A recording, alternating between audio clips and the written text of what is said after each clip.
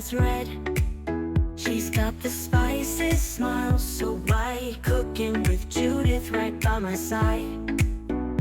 By my side. Chop, chop, sizzle, frying pan heat. From pancakes to a fancy feast. Cooking with Judith, fun to say the least. Hello and welcome to my kitchen. I'm Judith, and today I'm going to revisit my sole with shrimp sauce. This is a slightly easier version, and don't panic, it looks like there's a lot of ingredients, but most of them are just seasonings. So for the sauce, obviously shrimp, some lemon, butter, oil, garlic powder, onion powder. If you have shallots, they would be better, but all I have is white onion. I forgot to get a shallot. And cream. And some chives. I only have dried chives right now, so dried or fresh, go for it. And just a little touch of white wine. For the fish, I'm using rockfish, which we used to call red snapper. Apparently we're not allowed to call it that anymore because snapper is East Coast and there aren't any on the West Coast. So now it's called rockfish. And Cajun seasoning. If you don't have that, you can buy it in stores. I make my own to mitigate some of the heat in it. You could use Old Bay, apparently. Apparently it's very similar. And for vegetable, as my family members would say, there's an obligatory vegetable with every dinner. Have asparagus. If you don't like asparagus, pick what you like. So let's get started on the sauce. All right, warm your pan. You don't want it really hot because you don't want to burn your butter. Then we're going to put in about 2 teaspoons of butter and a tablespoon of olive oil. We're going to let that warm up. And we do want this on a gentle heat. Once the butter is melted, we're going to add our white onion or shallot if you happen to have one. And that would be the equivalent of one fairly large shallot. I want to give that a few minutes until the onion becomes translucent. And I forgot to turn the record on. We didn't get very far. I've turned the heat off under the pan. It's reduced by about half. And I've added 3 tablespoons of lemon juice. A quarter teaspoon, actually I added quite a little bit less than a quarter teaspoon of white pepper, depending on your preference.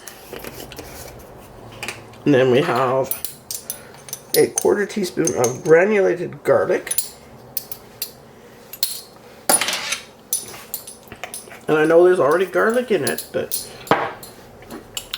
it adds a different dimension. And then a quarter teaspoon of onion powder. And yes, there is onion already in there. And give that a stir, just to mix everything in.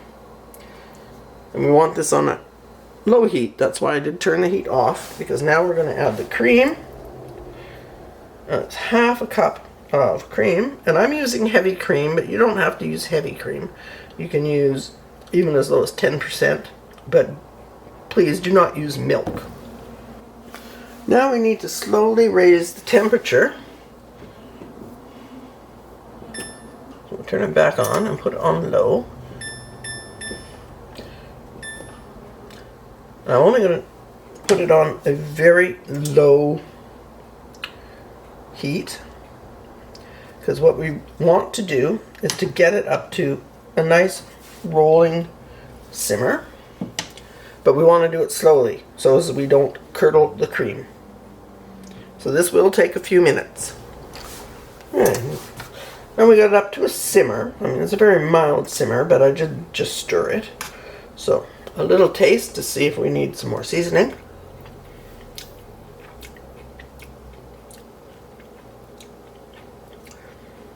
It's very strong on the onion.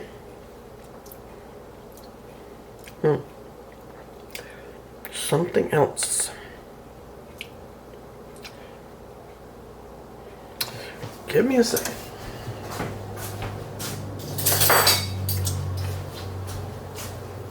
Okay. So another spoon, and just because I want to keep one clean.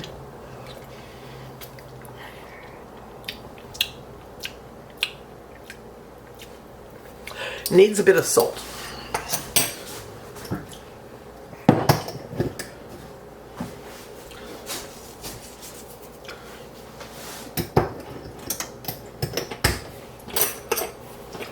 So just a little pinch.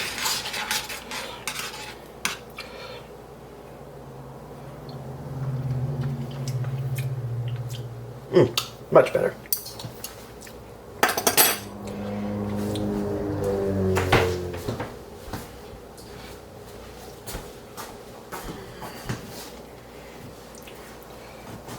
So we need to get it up to a good simmer, or at least a simmer. There, we're getting there.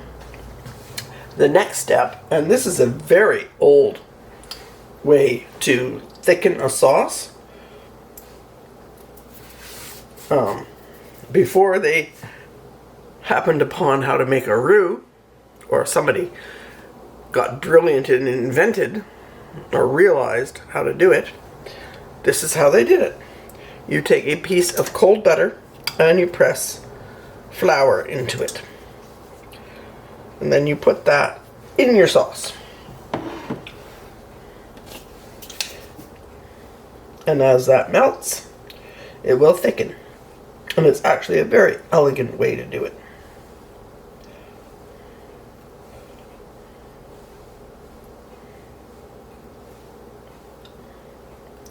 That will add a creaminess with the butter and a thickening agent with the flour.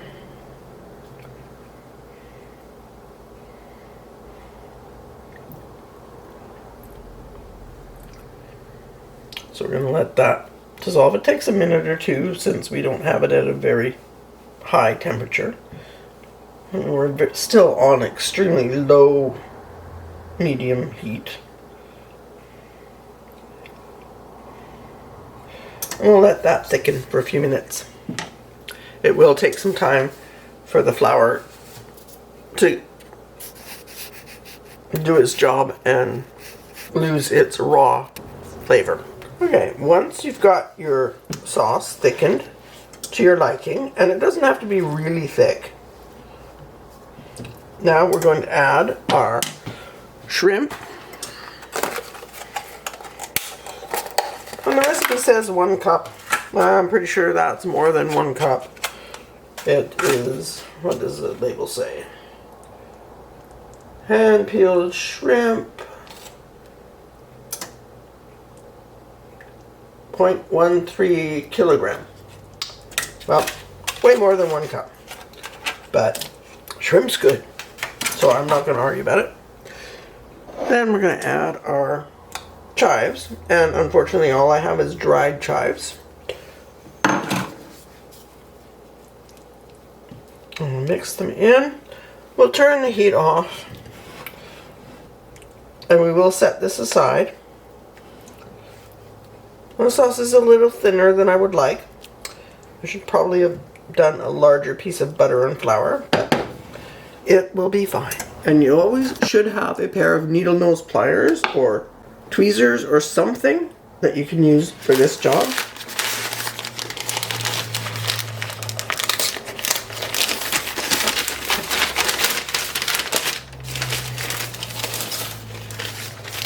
So let's unfold our fishy and feel for bones. That's what you want the pliers for, or the tweezers. And you want to pull them out from the side.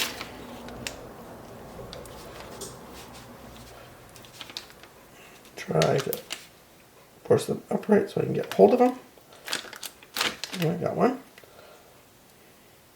And it's easy to find the bones. You just run your finger against the grain.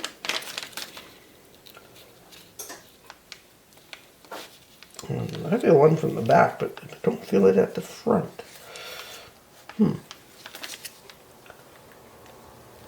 Yeah, there's one that's not coming through. You get that one. Of course, you could use a knife.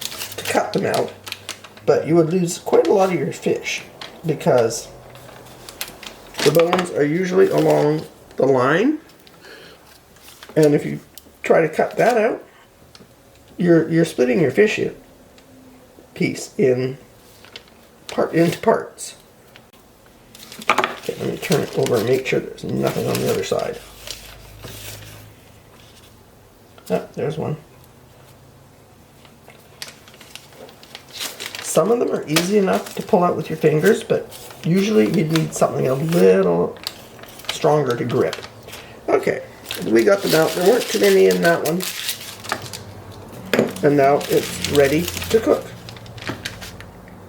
But looking at the size of it, I think I'm going to have to cut it in half. I won't be able to cook it whole in the pan that I was planning on using. And yeah, so we're going to do it. And I am going to cut it at an angle.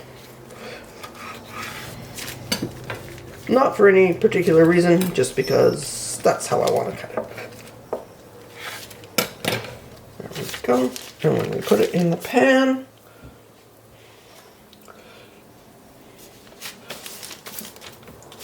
it will fit a little better, hopefully.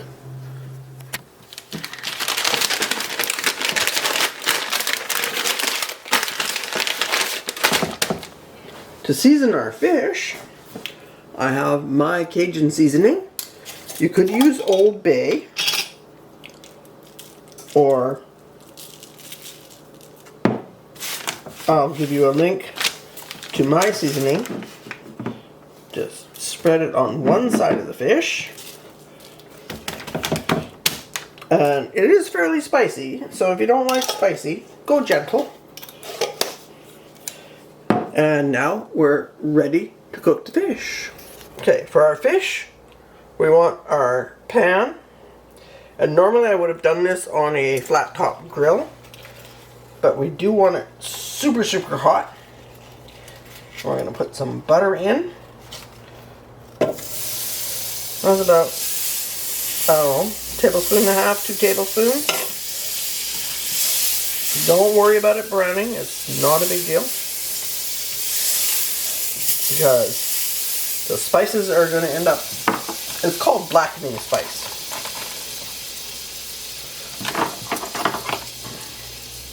I used to do this at restaurant on the grill.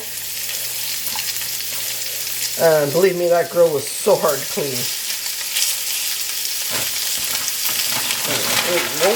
This won't take long because the pan is hot. The second side, we're just season the one side. Let me see. I think it's ready. There we go. There we go. And if your butter is cooling on one side, turn the pan around. And that won't take much longer, so turn your pan off.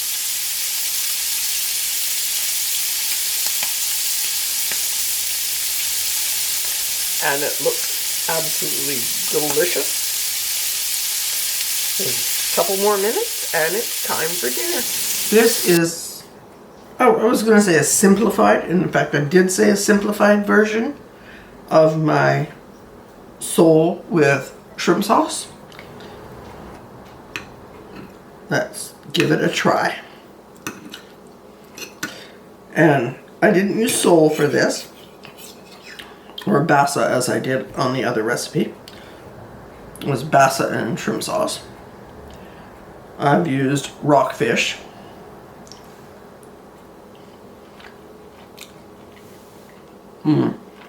Oh my, that's tasty. Oh, that is so good. And then the cat's just having little hissy fits here waiting for his share. Yes, Dexter, I'll give you some.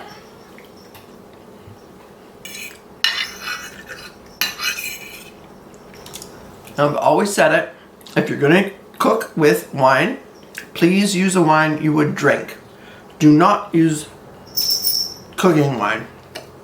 That stuff is horrible. And is, like, honestly, not edible. So let's just squeeze some lemon on. And if you've made way too much shrimp sauce, don't worry about it. Put it in a container with some rice and heat it up tomorrow. It makes a wonderful lunch. Just remember not to cook your fish too long or you'll dry it out. Thank you so much for watching. I hope you enjoyed the video. I hope you liked the recipe. Please give it a try. If you liked the video, hit the thumbs up button. I'd appreciate it if you would subscribe if you enjoy my videos. And I know a lot of people that are watching are not subscribed. Just hit that subscribe button. Doesn't cost you anything. Hit the bell icon and it will tell you when I put up a new video. I want to thank everyone that watches my videos, that has subscribed, that likes my videos, that shares them, that comments. Comments are great. Please keep the comments coming because I've reached a milestone. I have 500 subs, which is way more than I ever expected to get. And I am in ecstasy. So thank you all so much, and please keep watching. I'll see you again soon with a new recipe. Thank you for watching.